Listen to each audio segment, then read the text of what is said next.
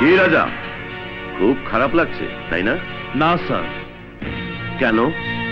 এই জন্যই যে আমি ওদের ইজ্জত লুট করে নি, ইজ্জত ঢেকে দিয়েছি।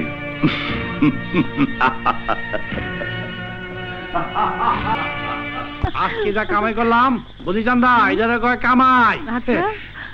আরে স্যার, আপনি এখন খালি আছেন?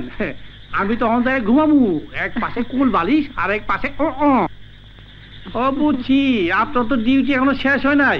আপনি তো সরকারি গোলাম, আমার ডিউটি শেষ।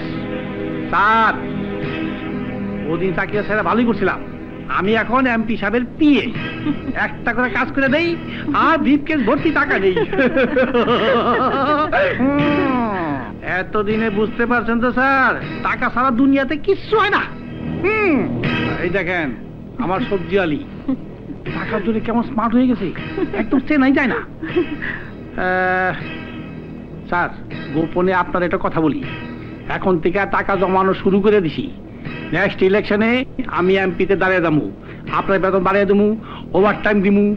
ইমানের এক কথা, বেইমানের 10 কথা, এক বাপের এক কথা, ইনশাল্লাহ। আসি। ও না, লেডিস ফার্স্ট, তুমি আগে যাও।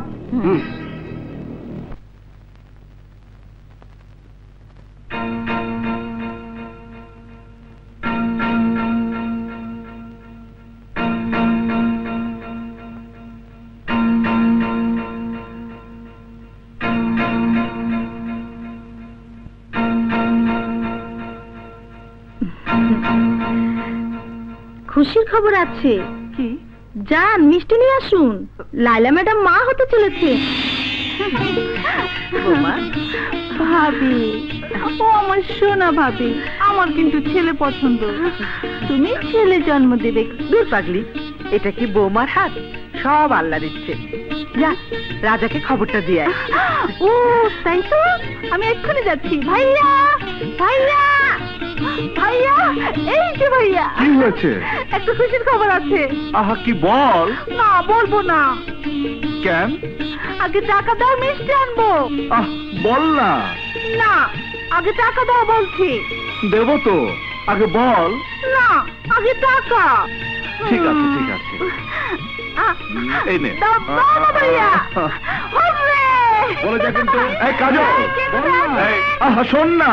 রাজা, যা বৌমার কাছে যা, বৌমা মা হতে চলেছে। সত্যি বলছো ফুপু আম্মা? সত্যি? হ্যাঁ, যা। লাইলা, লাইলা, লাইলা, লাইলা। রাজা, রাজা শুনেছো?